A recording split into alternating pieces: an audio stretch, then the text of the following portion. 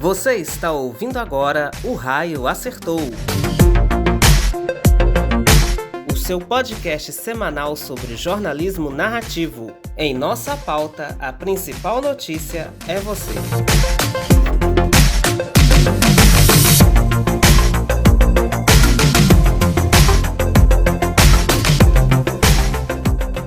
Olá pessoal, estamos de volta com mais um episódio de O Raio Acertou e hoje eu estou trazendo uma notícia, uma informação para vocês. Durante esse mês e o mês que vem, os nossos episódios são episódios especiais de dia de férias. Então você vai ouvir alguns assuntos, eu não vou dizer aleatórios, mas alguns assuntos assim, que talvez quando a gente falar de um determinado tema, talvez o filme não tenha sido lançado ainda, ou talvez o filme já tenha sido lançado há muito tempo e nós estamos falando com um certo atraso. Mas quando se trata de jornalismo sobre pessoas, ou jornalismo narrativo, e sobre o nosso lema, né, o raio acerta onde falta humanidade, esses assuntos sempre se tornam atuais. Então, o Raio Acertou está no seu momento de férias, mas a gente está se esforçando ao máximo para não deixar você sem nenhum episódio durante as próximas semanas. Eu sou Johnny Afonso, apresentador aqui do nosso podcast, também criador do projeto Cicatriz. Se você não conhece, dá uma olhadinha lá no nosso site, nas nossas redes sociais. E vamos embora com mais um episódio dessa semana. Bora lá?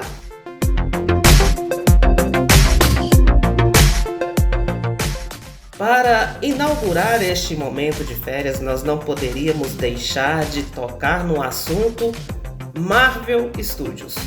Como a gente já sabe, né, a fase 4 da Marvel acabou de se concluir com o episódio especial de Natal dos Guardiões da Galáxia, onde a gente viu aí a apresentação de um novo personagem para a franquia, né?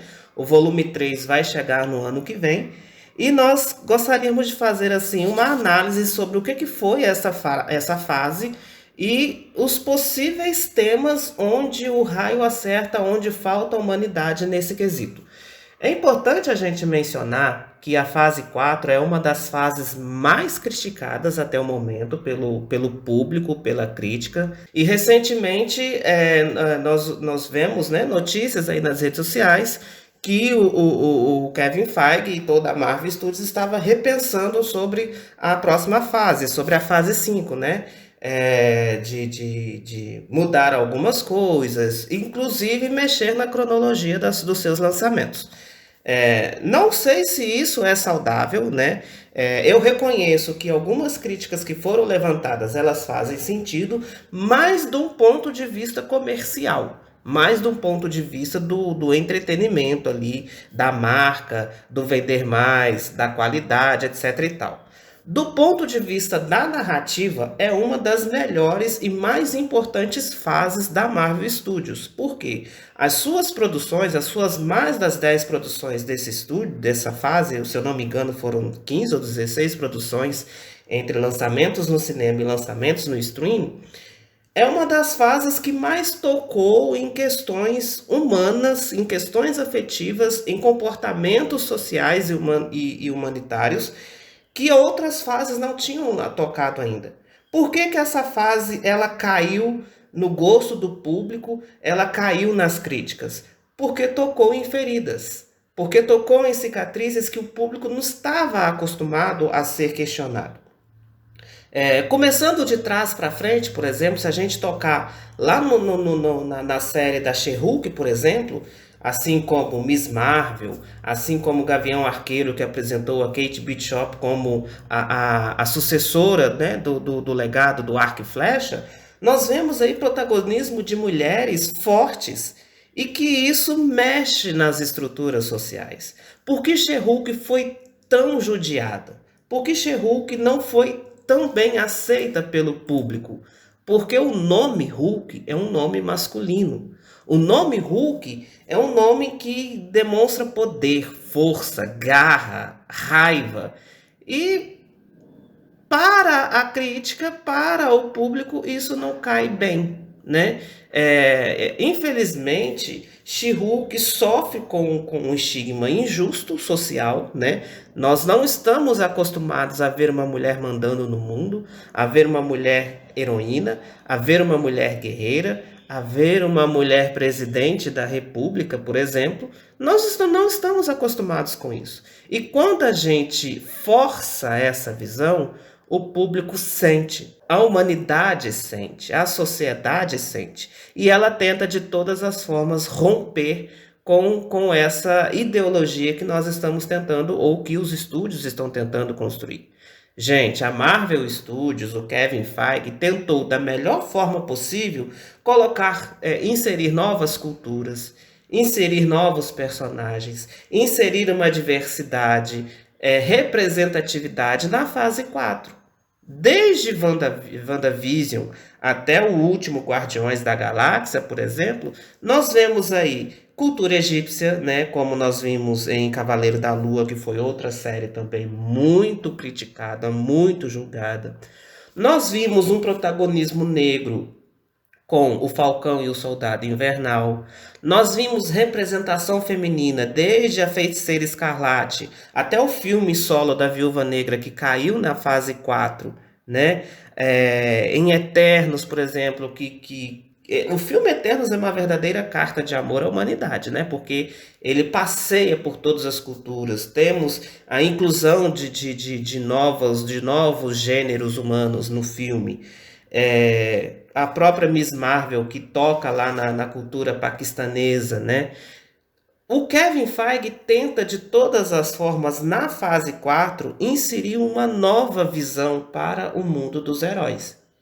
E a gente percebe que isso não agradou tanto assim o público, mas não por erro dele, não por erro de alguém, né? Eu não sei se eu posso chamar isso de erro, fazer esse juízo de valor, mas é importante mencionar que quando a gente toca em feridas sociais, em feridas humanas, quando a gente toca em questões de comportamento social, a gente toca no ego de algum grupo de pessoa, e esse grupo vai tentar de alguma forma levantar um certo hater a alguma produção e criticar até que ela seja esquecida na linha cronológica do cinema, dos streams.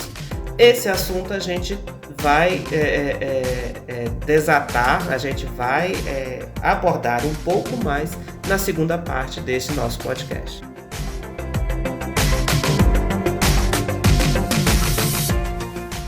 Eu não sei se vocês percebem isso, mas desde quando a gente assiste ao filme solo da Capitã Marvel, protagonizada pela Brie Larson lá, meses antes de Vingadores, né, o arco de Vingadores Ultimato, percebe que mesmo na tentativa de se colocar uma mulher protagonizando uma história de herói, há um elemento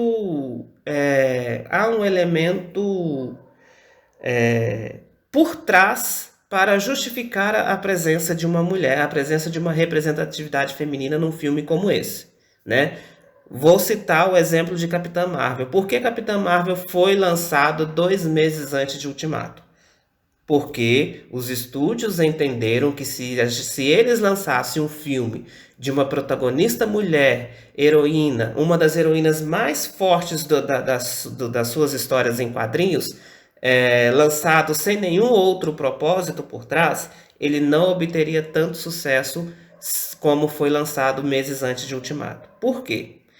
Capitã Marvel teve sucesso de bilheteria porque o público precisava entender aonde aquela personagem ia encaixar-se no coroamento do filme Ultimato. A mesma coisa acontece em toda a fase 4. Gavião Arqueiro passa o arco e flecha para a sua sucessora, que é a Kate. Mas perceba que na série a Kate não é a protagonista. Eles precisam inserir um elemento masculino para dar credibilidade ao seu ato heróico. Em Miss Marvel acontece quase a mesma coisa. Talvez Miss Marvel seja a série que mais tenta se desprender desses trejeitos sociais normatizados, né? Mas em Mulher Hulk, por exemplo, Mulher Hulk, ela é toda cheia de estigmas e normatizados pela sociedade. Você tem ali o Hulk, você tem ali o Demolidor, você tem uma série de fatores masculinos para dar credibilidade, para dar subsistência àquele elemento feminino. A sequência de Pantera Negra talvez fuja um pouco desse estigma, mas perceba bem, e aqui eu vou dar um grande spoiler de Pantera Negra, tá?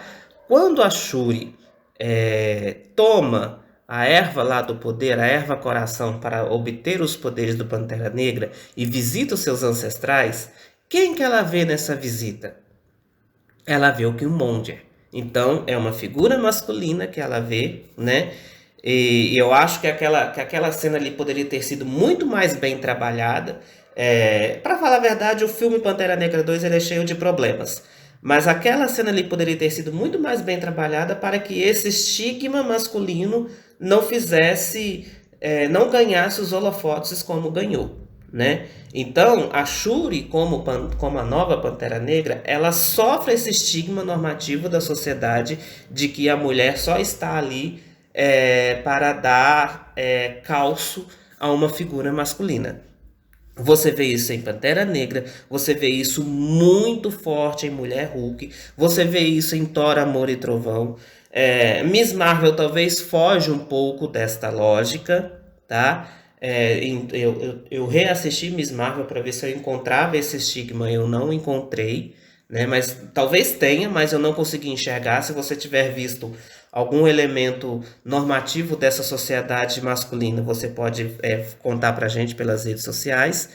É, Cavaleiro da Lua nem se fala, né? O herói é um homem. Você vê a presença de uma heroína, a Escaravelho, mas não ganha muita relevância, muita importância, né? Gavião Arqueiro tem um estigma, Loki tem um estigma, e o Falcão e o Soldado Invernal tocam em outra questão, que é a questão do racismo, da discriminação racial, né? Onde o raio acerta? O raio acerta onde falta humanidade. E a fase 4 do MCU foi a fase mais corajosa até o momento, até hoje, porque ela tocou em questões desumanas.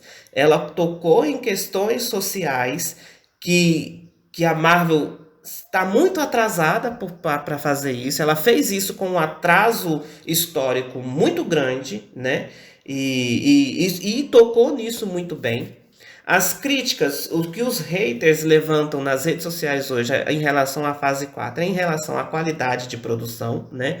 O CGI muito ruim, muito pobre, né?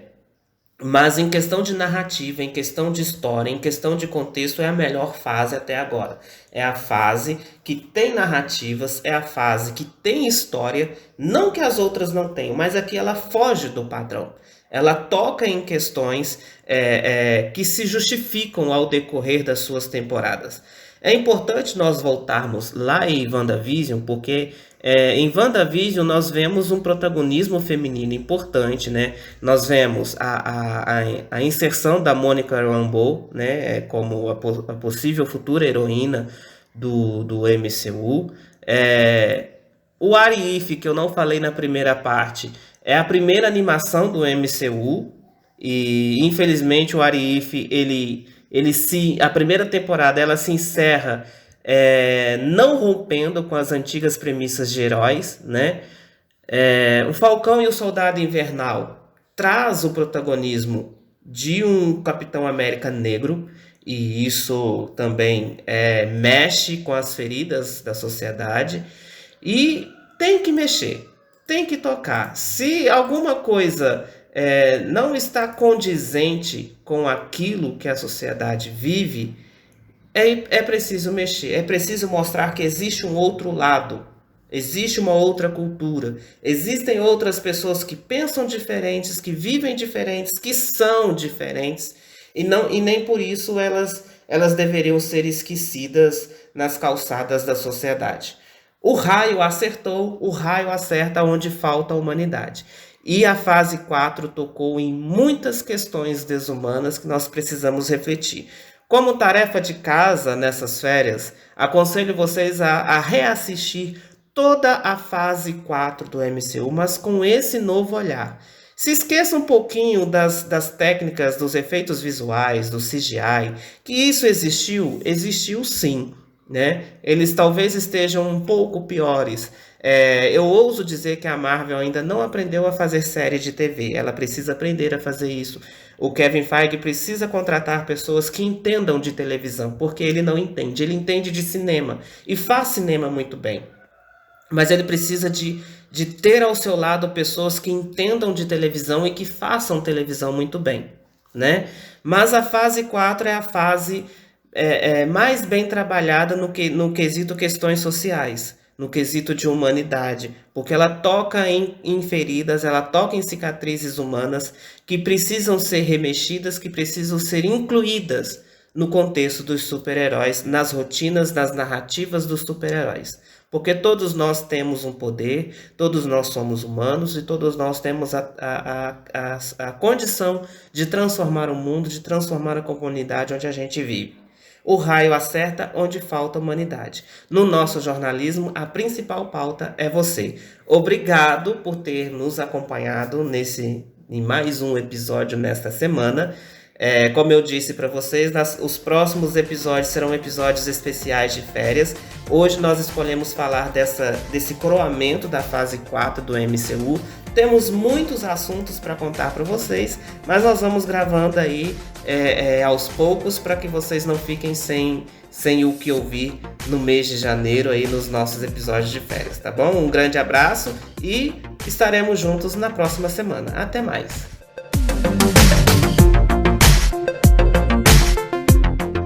Ouça o podcast O Raio Acertou nas principais plataformas digitais e se inscreva em nosso canal no YouTube para acompanhar os nossos novos episódios toda semana.